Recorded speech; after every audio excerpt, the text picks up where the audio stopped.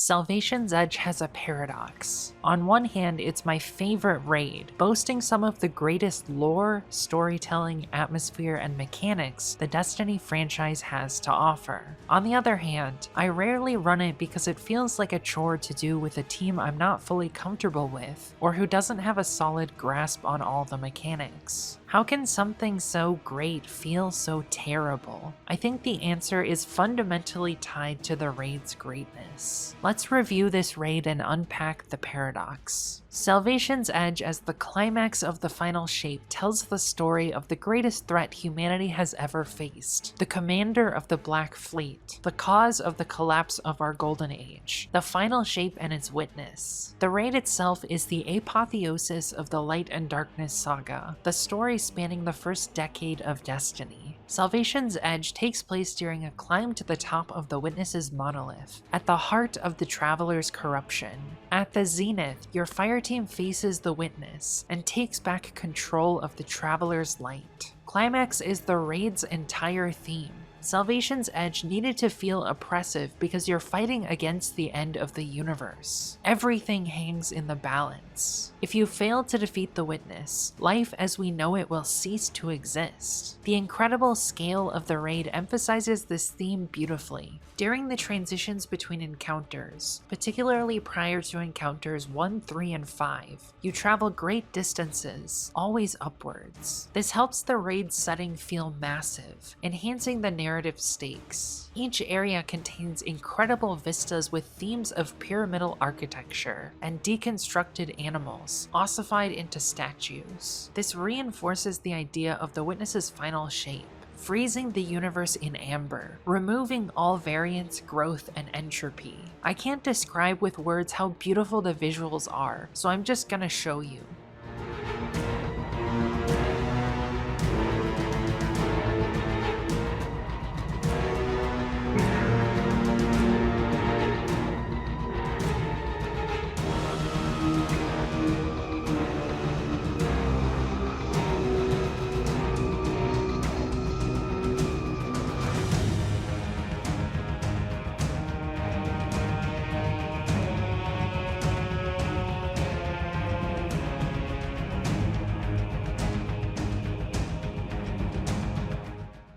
Story-wise, the only dialogue comes directly from the Witness. At the beginning of the raid, it discusses the cosmic tides, its war to reshape the universe into a final shape, a static state with no growth or entropy. This war has caused every event in the story so far, connecting everything to the philosophical duality of light and darkness, plus their respective acolytes. The story is incredibly rich, told mainly by the Witness in its monologues and the lore book The Rubicon. It ties into the expansion story and the broader saga so perfectly that it feels like a disservice to discuss it out of context. The narrative is so rich that I recently spent 6 months making a 6-hour video unpacking the story of the final shape and the Witness. Even then, there was so much I couldn't cover in one video, hence why this and several others exist. Salvation's Edge is the apex of storytelling in a Destiny raid. All raids should strive to fit so perfectly into the broader narrative, and compel the player by aligning the narrative with gameplay. Every encounter features a different enemy faction alongside the Witness's dread. This narratively ties into the idea that the Black Fleet is a coalition of enemy factions that work together to create the final shape. The encounters feature the following enemy types: Vex, Taken, Shadow Legion, Hive, and Scorn. The only missing faction from the Black Fleet is House Salvation, which feels a bit strange. Maybe at some point there was a 6th encounter featuring them. The only raid to feature 6 full encounters is Last Wish, so having a 6th would fit with the massive scale of Salvation's Edge. However, more encounters doesn't necessarily make a raid good, so maybe it was cut for quality reasons, if it ever existed at all. Either way, Salvation's Edge is still a beautiful raid that displays the full complexity of the Black Fleet as an enemy coalition. Every encounter is a race against the clock, as the mechanics need to be performed under strict time limits in order to delay the Witness enacting the final shape. This makes the raid feel oppressive, but is brilliant because it ensures the tempo is high and gameplay feels frenetic, raging against a power that eclipses our own, making the witness feel immensely strong. Salvation's Edge's 5 encounters help the scale feel grand, on par with large raids like King's Fall and Last Wish, emphasizing the threat of the witness. Thematically, every mechanic ties into the idea of shapes, evoking the idea of the final shape, while simplifying it into mechanics that are doable in a first-person shooter. The first encounter is called Substratum. Substratum is a lower layer of a substance, particularly sedimentary rock.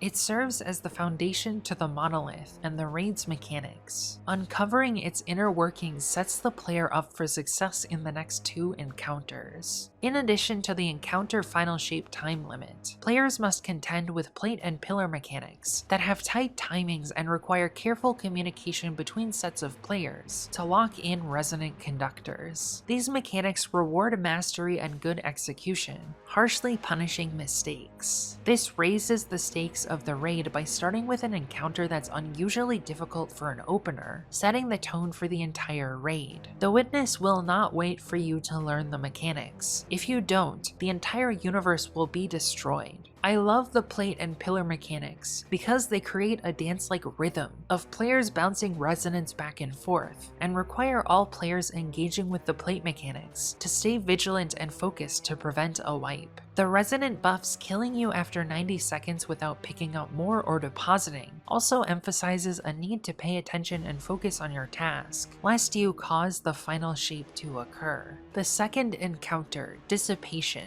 features Salvation's Edge's first boss, Herald of Finality. Dissipation is the waste or disappearance of something. This represents the unnecessary destruction of life by the Black Fleet on the Witness's crusade to enact the final shape. It also represents the witness's worldview, seeing societies that build strong social safety nets or gentle kingdoms ringed in spears as wasteful, creating a false pocket of stability and consuming all of their resources to create comfort. This is a loser ideology, but that's what the witness believes. Herald of Finality is a taken captain with the job of announcing the imminence of the final shape to the world that players must defeat to progress towards the witness. This name is interesting, as Callus, previously Herald of the End, had a similar role. Had he not been killed in Lightfall, he probably would be the boss in this encounter, which would make more narrative sense because wanting to be the last person facing the end of the universe is his whole goal leading up to Lightfall. Instead, he dies in Lightfall, trying to recapture the Veil, acting as a pawn sacrificed for the witness's plans. Dissipation builds upon Substratum, introducing a second shape buff, and forcing players to put the correct shape in the correct hole, like toddlers who control the fate of the universe. The evolution upon the mechanics of Substratum feels perfect, increasing the complexity just enough to be challenging, but not so much that it's overwhelming. Dissipation feels even more like a dance than the previous encounter, as players must additionally balance the stolen favor mechanic with bouncing plates and killing enemies. If you don't get the right buff for shooting the pillars, you wipe the entire team. The raid remains incredibly punishing, but in a way that feels earned. Herald is not a particularly difficult damage check, aided by Ergosum, and is more about surviving and executing a couple of damage phases, rather than dealing a lot of damage. The visuals of the Herald arena are some of the best in the entire raid, as the entire arena is filled with statues of deconstructed animals. It gives the environment a chilling yet beautiful vibe. The third encounter, Repository, is the final one to feature plate mechanics. A repository is a location where things are stored, so perhaps this encounter is the location all resonance is stored in the monolith. Either way, this is the last encounter where players deposit shape buffs in the box. The complexity continues to be expanded upon, as now there's a third shape buff. The paths of plate pillars are different in each room, requiring players to either memorize the paths or use a visual aid like a map to remember each room. Repository serves as the pinnacle complexity of the plate mechanics, which feels right. Any more complexity would just be too convoluted, If you've understood each of the previous 2 encounters, Repository is the easiest encounter to learn in the raid, the only difficulty being communicating who is partnering with who, and what plates need which buffs. It also is the least interesting encounter to me, which is not saying much as every encounter in Salvation's Edge is phenomenal and very engaging. The 4th encounter, Verity, is what makes Salvation's Edge annoying to run with people you don't already have a rapport with. Verity means truth, which is the main theme of this encounter, as it features a variety of fake-out mechanics, and the most intense shape matching in the whole raid. It features the same idea of shapes, but is very different mechanically than any of the other 4 encounters in Salvation's Edge. Verity is an extremely divisive encounter. I personally love it and think it's one of Bungie's best non-boss raid encounters, up there with other favorites like Descent from Deepstone Crypt, Exhibition from Vow, and Totems from King's Fall. However, it's extremely annoying to run with people you don't know, because there are a variety of different strategies, and it's difficult to help someone in one of the solo rooms who doesn't know what they're doing or even how to explain what they're trying to do. There are several calculators that will display what statues need which shapes to complete the outside puzzle, and some that will pull players' fashion from the API to show you visually what each of your teammates' statues looks like, making the fake death mechanic easier. I love how mechanically intricate and complex Verity is, because it challenges the puzzle part of my brain just right, but I know there are some people who dislike complex raid mechanics. I love walking through the algorithms to produce the right locks and keys for each player, and think the fake death mechanic is super fun. The idea of merging 2D shapes into 3D shapes as an integral mechanic also feels perfect for the raid's theme of shapes. The 5th and final encounter is the boss fight against the witness called Zenith. Zenith is the peak or climax of something, representing the height of the witness's power and the peak of the monolith. It takes place at a dizzying height above the Pale Heart, and shows off the full many-armed form of the witness. It looks incredibly imposing and terrifying, a giant monster with dozens of arms and a ghostly head, looking more like a grotesque mountain of body parts than a person. Zenith is much less mechanically complex than Verity, instead having an incredibly difficult damage phase, the most difficult in Destiny, which is very fitting. The Witness blasts resonance attacks that make parts of the small DPS arena deadly to stand in. These attacks keep players on their toes, needing to manage their movement and position within the arena in order to survive, while also dealing as much damage as possible to the boss. This is the most difficult damage phase in the franchise, and one that truly feels like an MMO level boss fight. I know some people don't like it because they're used to damage phases where you can stay relatively still, but I find it incredibly engaging and exciting, even if it's a little frustrating when I die from attacks. It makes it truly feel like the Witness is throwing everything it can at players to prevent them from taking back the Traveler's Light. The hand mechanics and tests are also very unique.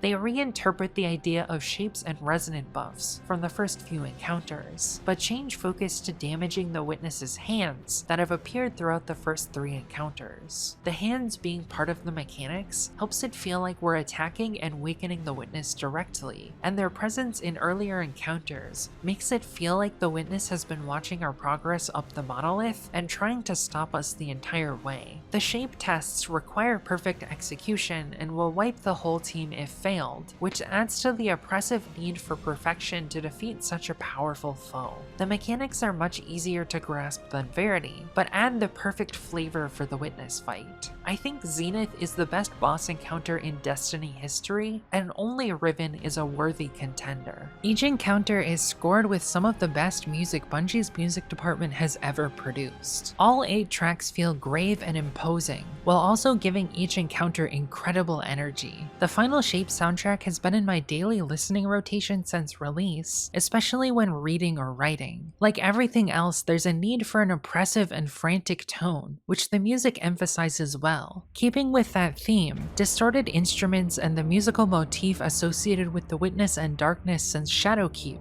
and the song Salvation, which has featured prominently ever since. In Salvation's Edge, the distorted instrument appears as a texture behind the orchestra, rather than a central melody as it has elsewhere. I think this is to emphasize the witness as a known threat, while connecting it to the song that plays as part of their introduction. Known threats are less terrifying than unknown ones, and that motif is reminiscent of horror music. Additionally, the raid soundtrack makes use of haunting wordless vocals that provide texture beneath the orchestra which carries the melodies. All 8 songs that appear in Salvation's Edge, Cosmic Tides, Precipice, Herald of Finality, Thresh, Metacarpus, Give Yourself to Darkness, First Knife, and Unmade, employ rich soundscapes that represent the Black Fleet and the Witness. Most of these tracks have deeper instruments like horns and cello carrying the melody, using other instruments as texture. Notably, Herald of Finality, Give Yourself to Darkness, and Unmade feature an interplay where the melody continually changes instruments, making the songs feel off balance, which I think is very satisfying.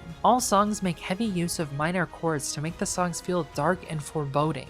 The entire set of 8 songs feels like a cohesive soundtrack with unified musical motifs. First Knife and Unmade are the obvious standouts, as they serve as the theme for the Witness boss fight, elevating it to one of the best boss fights in Destiny. I also really like how Cosmic Tides and Precipice set the tone and atmosphere for the raid. All 8 tracks are incredible, and there's not a single one I don't listen to regularly. Before my conclusions, I also want to discuss the timing of this video. Salvation's Edge came out about 7 months ago, so this is an unusual time to make a review of it. This video was delayed by other projects, but I'm not unhappy with my timing. There's too much pressure in the online review and analysis ecosystem to be timely, to have an opinion immediately, and be able to distill it into analysis or review quickly so that people are able to consume it right away. It's not necessarily bad to operate that way, but sometimes in the past it's led me to release videos that are timely but age poorly, as my opinions change over time.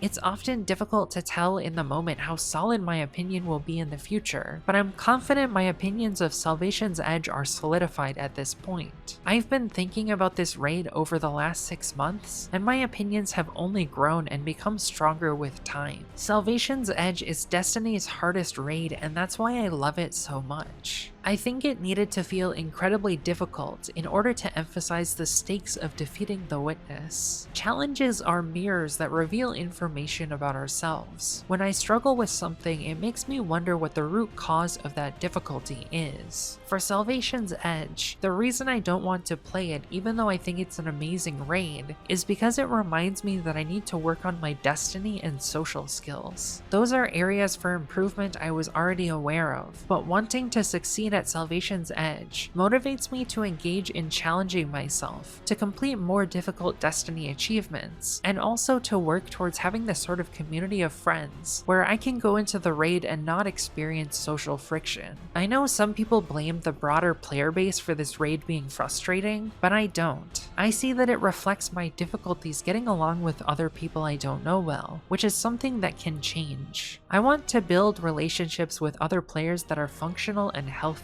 I have always wanted to have a consistent pool of friends to run weekly raids with, but I've never had a large enough group that I feel fully comfortable with to have that consistency. Every single day 1 raid team I've helped set up has always fallen apart at some point during contest mode. In Salvation's Edge, that happened after trying and failing to make progress on the first encounter, so we just gave up. The root cause was not those other people, but my selection and difficulty with setting expectations for the group. It motivates me to improve and foster more relationships with healthy boundaries. On day 1 of Salvation's Edge, it was a bit demoralizing to hit a brick wall in the first encounter. We felt less bad when we saw how much the wider community of day 1 contenders struggled. I also feel incredibly happy with the result of day 1, even though I'm disappointed with my performance. It was very fitting that the Witness would be the hardest day 1 of all time. It's dialectical, just like the rest of the raid. Not every raid needs to cater to my exact skill level or the skills of a particular subset of the community. There need to be a variety of raids to allow everyone who raids to get what they want at some point. I think everyone would be happiest if there were just more raids rather than fewer. Overall, I think Salvation's Edge is brilliant on paper. It's my favorite raid and shows what raiding in Destiny is capable of being.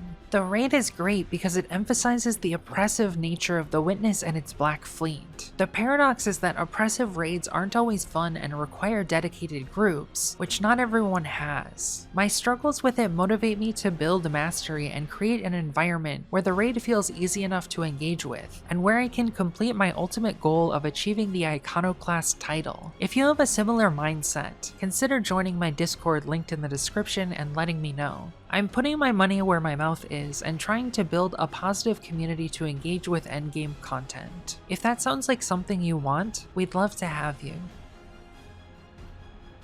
This video was funded in part by my YouTube members. I would like to thank them for helping me produce essays like this one. If you want to join and gain early access to videos, access to exclusive bonus videos, a Discord role, your name in the credits of future videos, and more, you can click the join button below. Thank you for watching. Your support truly helps me continue making videos like this one.